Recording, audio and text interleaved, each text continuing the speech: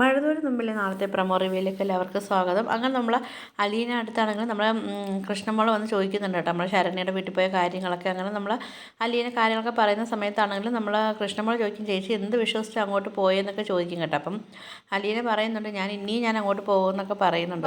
എന്തായാലും എനിക്കിനി അവളെ പഴയ ജീവിതത്തിലേക്ക് എനിക്ക് തിരിച്ച് കൊണ്ടുവരണമെന്നൊക്കെ പറയുന്നുണ്ട് കേട്ടോ, എങ്കിലും എനിക്ക് സമാധാനമാകത്തുള്ളൂ എന്നൊക്കെ പറയുന്നുണ്ട്.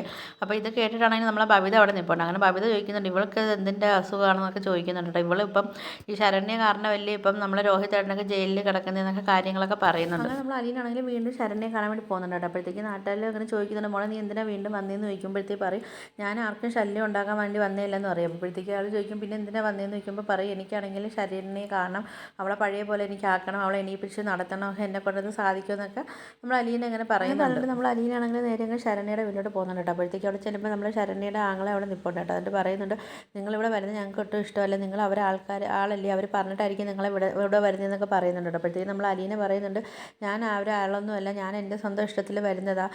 എനിക്കാണെങ്കിൽ ശരണ്യയെ പഴയ പോലെ എനിക്ക് എണീപ്പിച്ച് നടത്തുകയും അവളെ ആശ്വസിപ്പിക്കാനൊക്കെ വേണ്ടിയാണ് ഞാൻ ഇങ്ങോട്ട് വന്നതെന്നൊക്കെ പറയുന്നുണ്ട് കേട്ടോ. അങ്ങനെ നമ്മൾ അലീനാണെങ്കിൽ നേരെ ശരണ്യയുടെ റൂമിൽ പോയിട്ട് ശരണ്യ ഇങ്ങനെ കെട്ടിപ്പിടിച്ചൊക്കെ ഇരിക്കുകയൊക്കെ ചെയ്യുന്നുണ്ട് കേട്ടോ. അപ്പോൾ ഇതൊക്കെയാണ് നാളത്തെ പ്രമോ റിവ്യൂ ആയിട്ട് കാണിച്ചിരിക്കുന്നത്. അപ്പോൾ നിങ്ങൾക്ക് എൻ്റെ വീഡിയോസൊക്കെ ഇഷ്ടപ്പെടുകയാണെങ്കിൽ ഒന്ന് ലൈക്ക് ചെയ്ത് ഷെയർ ചെയ്ത് സബ്സ്ക്രൈബ് ചെയ്ത് കൂടെ ബെല്ലൈക്കണിനെ